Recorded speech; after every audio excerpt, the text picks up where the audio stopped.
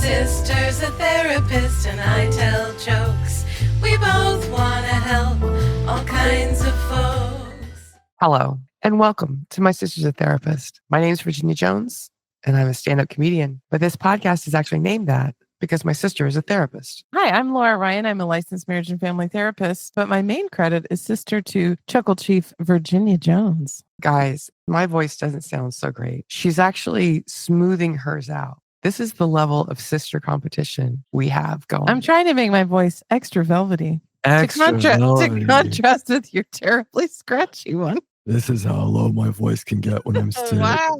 Thank you very much. This is not a filter. This is just my own natural. Yikes. Any voice recording agents Who want to get a piece of this, you can reach me at hello@mysistersatherapist.com. Laura, what's on your mind today? Oh, so many things. I just wanted to give everybody an update on our listenership and see what the numbers are looking like. United States, we are solidly at the top. Guess what? Turkey, still number 2. UK, crawling up to 3. Love you for it. Australia, good day, mate. You're at 4. Followed by Chile, followed by Canada, followed by Bangladesh, followed by South Africa. And in last place, we have New Zealand, followed by Germany. Thank you, Germany. Wie geht's, baby? Auf Wiedersehen. I had a run-in with one of our listeners this week. I saw her in 2 different places, but before I saw her car, and it had a 94.5 Edge sticker.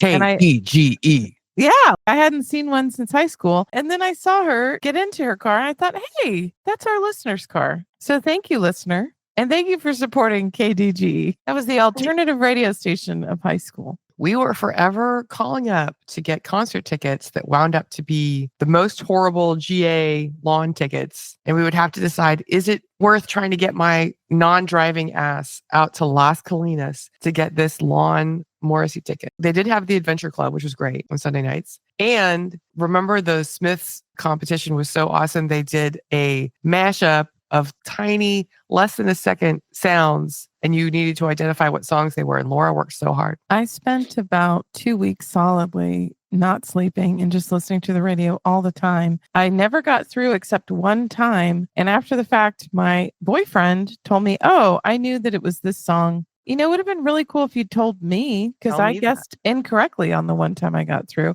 I was trying to get backstage passes, but instead I got a lot of lawn tickets to the Morrissey concert. Laura, apart from lawn tickets and Morrissey, what are we talking about this week? This is a new term, but it's kind of an old thing. If you've ever worked in customer service, you know that you're supposed to have this sort of bubbly personality, which I've always been lacking. And now they're calling it forced joy. And that comes from Tiffany and Co. I'm going to start off with an article by Beth Kowitt called Forced Joy is a Miserable Corporate Trend. Starbucks Corporation baristas have a new job requirement. In addition to remembering to make your latte with no foam or your cortado with oat milk, they must also write a little missive on your cup. It's a directive that comes straight from CEO Brian Niccol. Oh, my Lord. Who says that handwritten notes foster moments of connection, part of his strategy to get more customers into stores and turn around the faltering coffee giant. That's awful. Yeah. It is. In addition to remembering your whole coffee order, smiling at the counter, getting your cash right, I have to think of a thoughtful message for a stranger at work. Starbucks has been suffering under a boycott because they are trying to shut out unionization. They have always been a job that people took because they had good bennies. You know, it doesn't pay a ton. You need benzodiazepine? Well, benefits. Workers' hours are being cut and restricted so that they don't get the healthcare and they don't get the other things that they signed up for. And now I have to write thoughtful messages on randos. And now I have cups. to write a thoughtful message on every rando's cup. Here's my industry secret. I never give people at Starbucks my name. I go by Bobby at most places where they're going to write my name down. You're tired of looking down at your cup and having it say vulva. Virginia. Yeah, I'm tired of it. I definitely think in the service industry where you are open to tips, being bubbly and full of energy and joy is in your own best interest. Right. I have done much better when there was a cash incentive for being nice. I remember when I was working at EZ's, which is a milkshake / pizza / burger place that's set up like a 50s diner. Why not? I took the job because I knew that they were paying $7.50 an hour, which was much higher than most places during that time. I would be manning the cash register, minding my own business, and my employers didn't expect me to smile, but all of the male older boomer customers did. Yes, because they are paying $4.50 for a milkshake. And why wouldn't they also get the smiling complicitness of a young woman at the register? I think adoration from a strange woman that works in a fake 50s diner, it just makes sense. On a whole other topic, men, older men especially, are very entitled to women smiling at them, to women coming to them with a positive energy. And if they don't get it, they want to know why. What's the matter? I'm working at an hourly wage job. I've been standing for 6 hours and I have a final tomorrow. That's what's the matter. Are you actually interested? Or maybe we should be doing bennies for the staff. Well, it would make you sleepy. But it would make me happy. Starbucks employees are also, by the way, mad because they are being asked to buy uniforms, which everybody in the world provides free uniforms. I worked at Jack in the Box, not showing off for 3 years. I was given uniforms. So that is a bit insulting. My friend Amy Miller just wrote Threads, LA coffee shops. If we're going to make this Starbucks boycott work, you have to start staying open past 3 p.m. Oh my God. Well, they need to stop making weed legal and then maybe people will stay longer. In a memo he sent out in January detailing the plan, the CEO, he had some ideas for those not sure what to say. They can scribble an affirmation, "You're amazing," share well wishes, "Seize the day," or draw a smiley face. What are the odds that young women writing "You're amazing" on Starbucks cups are going to be harassed by male customers? I'm going to go ahead and say 100%. Also, if I don't know you at all, if I'm just rolling up, trying to grab my coffee before I go to work, and you don't know me and you're writing some cutesy message, I'm actually kind of grossed out. Right. It's weird because of the political hellscape that we live in. I have been doing letter writing actions and signing petitions online and stuff. I sent a form letter to my representation in Congress and the Senate about the Republican bill that is going to gut Medicare. And I sent them a form letter, and then I got a form letter back from them confirming that they received my form letter. Is this anything? We're just automating responses back and forth. Is this worthwhile? So in the same way, when someone who doesn't know you, and let's face it, doesn't like you particularly, writes something on a cup, is that going to foster a moment of connection? No. If some rando writes "seize the day" on my cup as I'm rushing to work, I'm not going to be inspired. Or "seize the carp." What they're doing is someone has had a moment of connection or a funny joke with a cashier and they wrote something on a cup. They had a real moment of connection. There was a communication between the two people. That does happen all the time. And you have a little moment of human connection sneak in there and it's just nice. And it's part of what makes a human being and interacting with other human beings nice. But they're trying to backwards engineer it. Yeah, writing "you rule" on a cup. That's what does it. If you're doing it for everyone, it really loses its meaning. The underlying message to employees is this: it's not enough to manufacture a product for customers. They must also manufacture a feeling. And if Nickel can't motivate workers to do so organically, he'll decree it by edict. It's not just Starbucks that has made trumped up enthusiasm an expectation. Most companies aren't going as far as the Japanese supermarket chain that's using an AI system to evaluate and standardize its employees' smiles. But the trend is clear. It's kind of like if you get a Valentine from your crush in elementary school and you get so excited and then you see your friends' Valentines and realize they sent the same one to everybody. It does cheapen it a bit. I used to get a yearly birthday card with a scratch off in it from my landlord. And it just didn't feel that personal. One of the scourges of modern living is I'll get a birthday greeting from every business that has my birthday. I'm going to say the one from my old dentist that I stopped going to is the one that means the most. Also the veterinarian for the dog that died. Tell me about the message from the dentist. We at Super Smile Dental are just thinking about you on your special day. Are ya? I don't have to sift through piles of emails and Facebook messages and voicemails from people I actually give a crap about. People that know me and I know them. Now I have messages from my old dental office. I just feel like we need to start separating humanity from commercialism. Companies ending their remote work policies want butts back in seats, and they want employees to be happy about it. At Alphabet Inc., returning Googlers were reminded that office time should be, quote, not only productive, but fun, unquote. This in particular is hard because many studies have shown that remote work makes workers' lives better. If you're a mom, not having to leave at 2 p.m. because your kid has an appointment, not having to worry about emergencies has been a life changer, a game changer. And just trusting that employees are adults and they're going to do the work that they need to do. But if you show up to work and plaster a smile on your face, that's going to be better. At Tiffany & Co., executives required staffers to post and engage more with Tiffany Joy, an internal app designed to boost morale. I don't know if any app has ever boosted morale. No wonder employees mockingly gave the app a new nickname, Forced Joy. That could just as easily be the moniker of the era we're entering. This is from the same article. In the age of forced joy, employers are requiring positivity and passion because workers aren't voluntarily producing a whole lot of either right now. In fact, they don't like their jobs much at all. A recent Gallup poll found that employee engagement is at a 10-year low. Only 39% of workers feel that someone cares about them as a person at their company, down from 47% in 2020. That's rough. I don't think the app is the solve.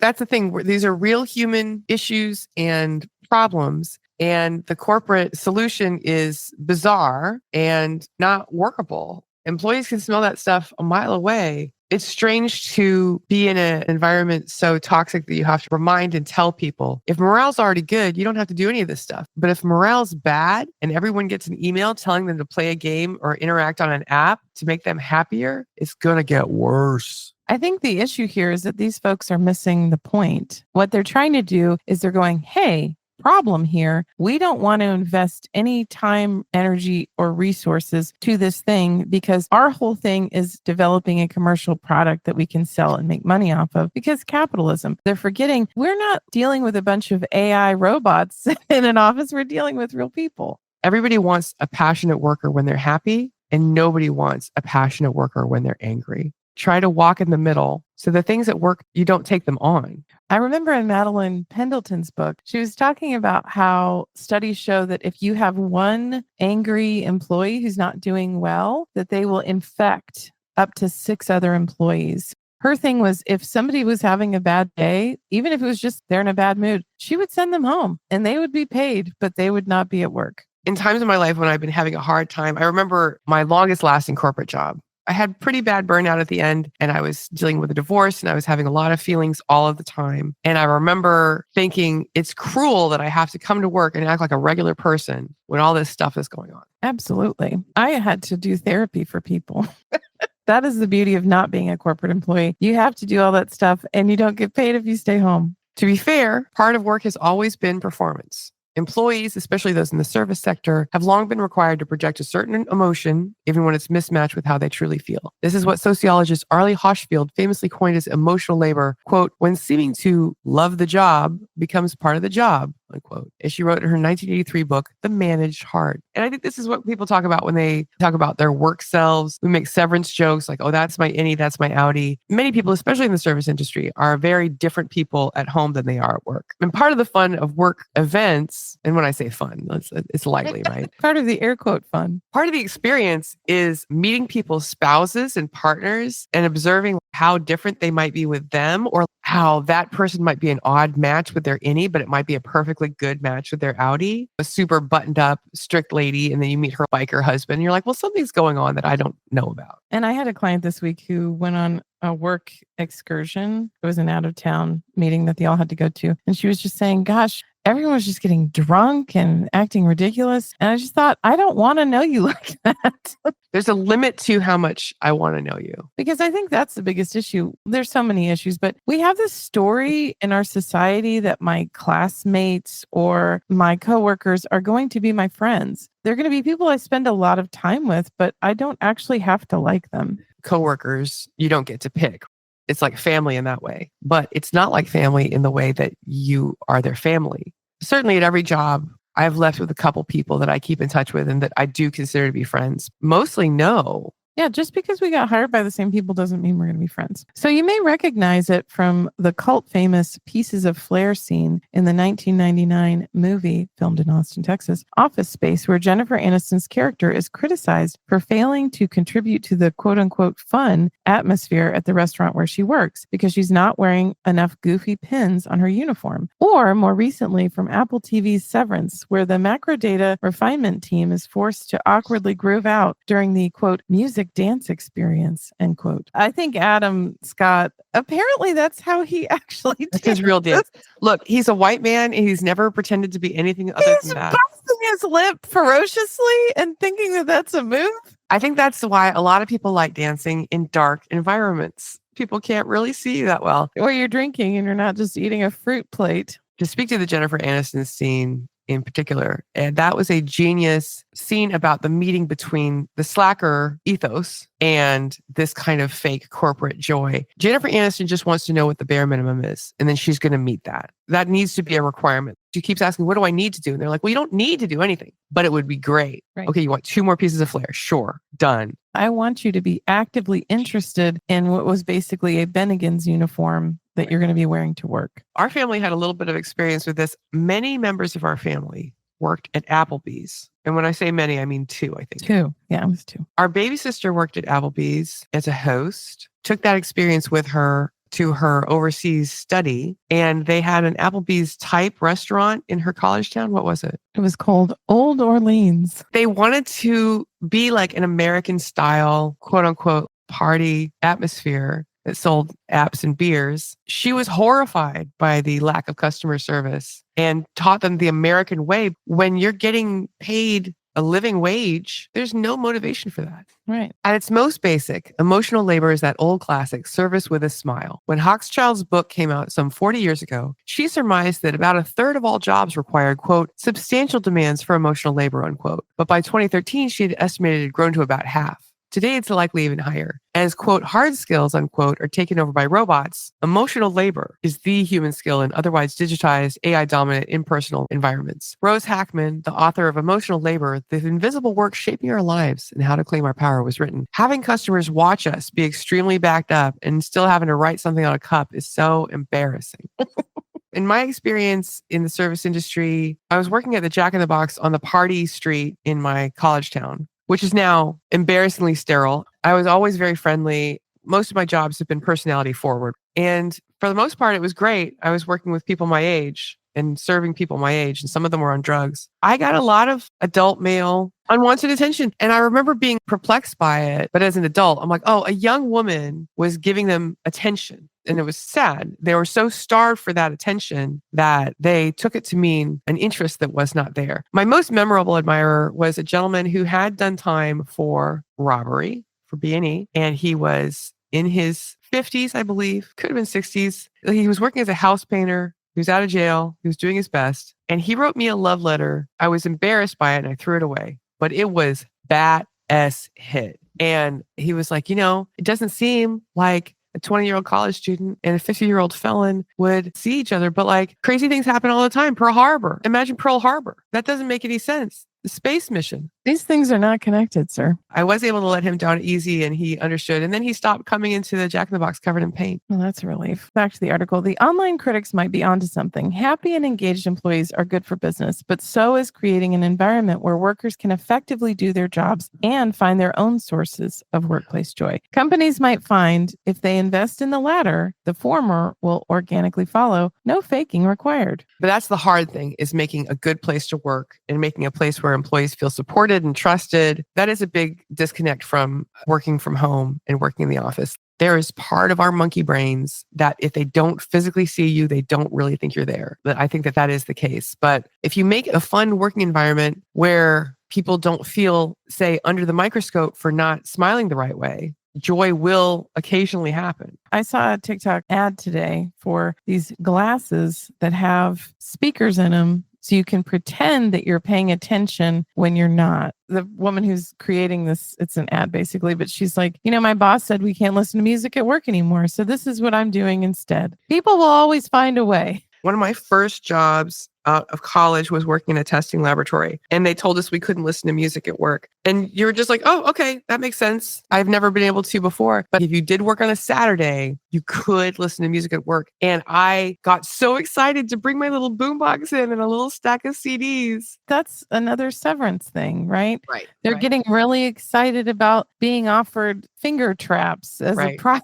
because they don't have anything else. Sometimes in Texas, the lab got very hot and we were allowed to wear shorts when it was 80 degrees inside the washroom. I'm like, wow, this is really Amazing. We mentioned it earlier. Japan's supermarket chain uses AI to gauge staff smiles and speech tones in quality service push. Japanese supermarket chain Aeon has adopted an artificial intelligence system to assess and standardize its employees' smiles, renewing the debate about workplace harassment. On July 1st, the national brand announced it had become the world's first company to promote an AI smile gauging system, which it is using across its 240 shops called Mr. Smile. It was developed by the Japanese technology company InstaVR and is said to be able to accurately rate a shop assistant's service attitude. You are training people to impersonate a happy person. I think the skill that we have all developed unconsciously as a society is looking like you're listening when you're really looking at your phone. That's job one. People aren't allowed to have free will anymore. You're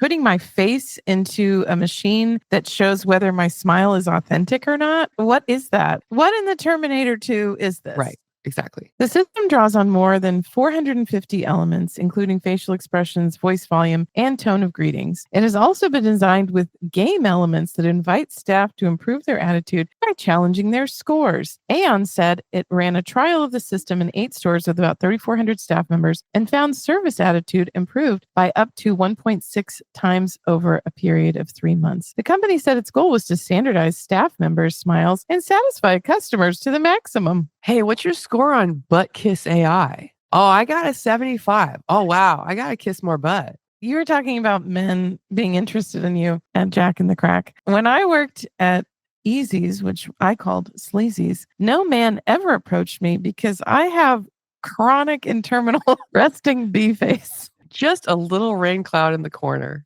When I was working at Jack in the Box and then when I was working as a waitress, I would frequently get guys hitting on me and writing me notes on the bill and stuff. The most optimistic guy wrote, "I can't tip, but here's my phone number. You can't tip $1.50 on Mugu Gai Pan. I'm going to jump right on that." But I'm like, it's because they're bringing them food and they think that we're their wives. Women who bring you food are your partner. But now I'm like, oh no, it's just a younger woman in a subservient position. That's what they like. I remember a chauvinistic man that I used to know who married a waitress, and he was talking about past relationships, and all of the women had been in service industry positions. And I said, what's up with that? I don't know. I guess I just like people taking care of me. Barf. Recently, news that the supermarket in Japan had implemented a extra slow checkout counter where customers can spend up to 20 minutes checking out without feeling pressured was well received. The measure was intended to show consideration for elderly and disabled customers. Despite having fewer customers pass through the checkout, sales increased by 10% according to Asahi TV. What the customers are receiving is human contact, genuine human connection. Right. And not a robotically enforced smile.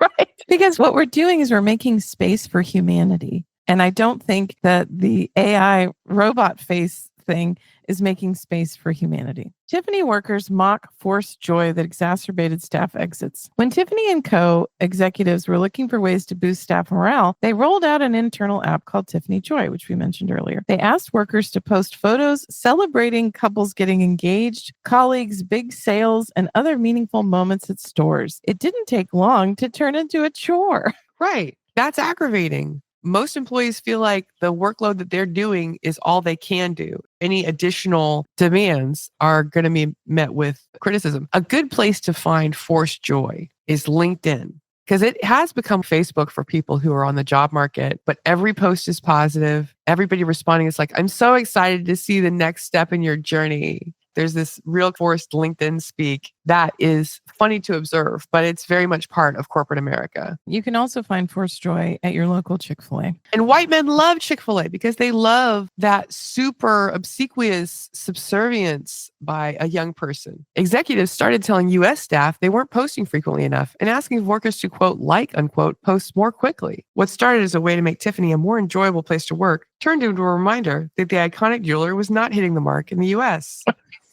Tiffany has tied employees' paychecks to sales goals that workers rarely met, reneged on a pledge to pay some bonuses, and told store directors that they were not doing enough to attract wealthy clients to exclusive gatherings, according to 16 current and former Tiffany executives and employees who weren't authorized to speak publicly. When you work in a sales environment and you're rewarding people for sales and you don't pay bonuses, you are dead in the water. You are taking on stink. I think we're just all forgetting that we're not here because it's fun. I remember having an employer tell me, the thing I love about you is that you act like you own this thing. You take personal initiative. You do things because you really care about this company. Ultimately, that led me to nothing because I ended up getting laid off. That's an important lesson too. No matter what your commitment to a job is, you might lose it at any time. Don't go out of your way. Do what you want to do, but don't do what you don't want to do. I had a gig and it was a contract gig and it was pretty far south in the LA Metroplex. People ask, why don't you move closer to here? I'm like, I'm a contractor, baby. I don't do anything for anybody. This reminds me of when you are interviewing for a job and the deadly question that people are still asking, like, why do you want this job? Why do you want it? Because it pays money. Because I like food. I like food. I like living indoors. I love having electricity. I love my phone. This is a disingenuous question. You are asking it in a disingenuous way, and I'm going to answer in a totally false way. If I didn't need money, I wouldn't be here. Right?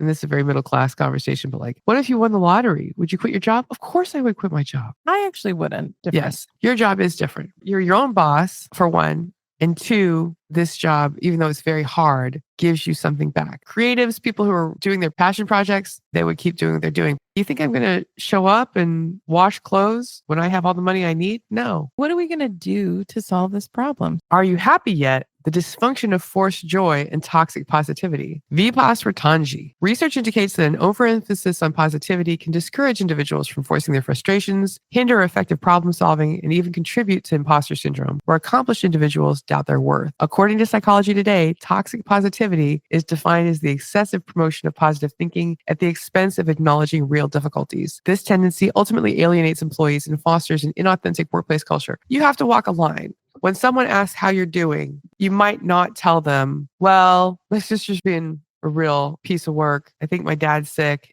I lost my car. You want to soft pedal it more than that, but constantly telling other people, everything's great. I'm great. It's a disease that I've talked about before in LA. There's a real fake it so you make it theology. Yeah. And you absolutely can, but you will start to be depressed because your body knows that the things you're saying aren't real. You're saying stuff and your brain is experiencing a cognitive dissonance. You start feeling like you don't know what's real and what's not because everything that's coming out of your mouth is BS. And that will in turn depress you. And I think the implication is that all human beings are just supposed to be naturally happy all the time when that's not really human nature. Toxic positivity often sneaks in disguised as a cultural norm. Phrases like, we're a happy family, can feel more like hollow mantras than genuine sentiments. In contrast, forced joy is unmistakably blatant, resembling a set of cheerful standard operating procedures. I once worked with a hotel company that included how to smile in their lobby management SOP.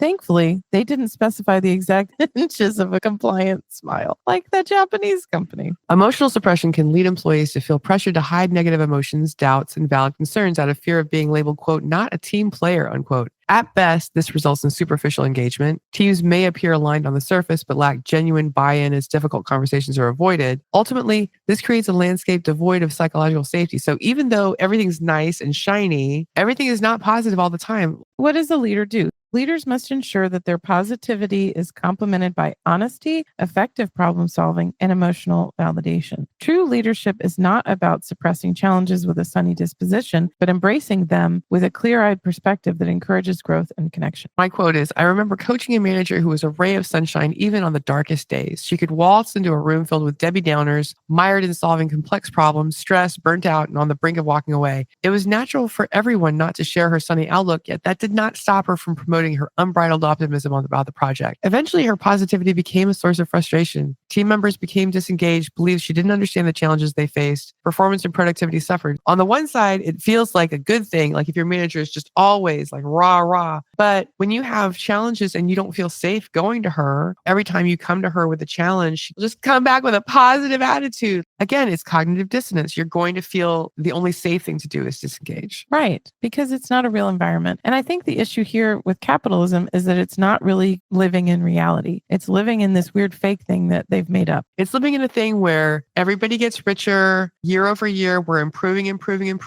Everybody can improve themselves. Everybody's happy all the time. There's a frequently quoted event. After Zoloft came out in the US, for a while, you saw all these ads for Zoloft and antidepressants and the little rain cloud ads. The drug maker wanted to start promoting it overseas, and they went to Japan, and it went over like a lead balloon because Japanese people were like, it's okay to be unhappy sometimes. But Americans had gotten so on board with the idea that I'm going to take a drug and it's always going to be happy. Turns out America is deeply screwed up. Being unhappy is part of the human condition. Right, exactly. As my final quote, we've revamped this woman's approach. Instead of solely pitching ideas with enthusiasm, she began asking pivotal questions. Do you think this is possible? What obstacles could we face? How can we navigate potential hurdles together? How can I help? This shift transformed conversations, fostering deeper engagement and optimism, paired with pragmatism, accountability, and understanding. The hardest thing is to be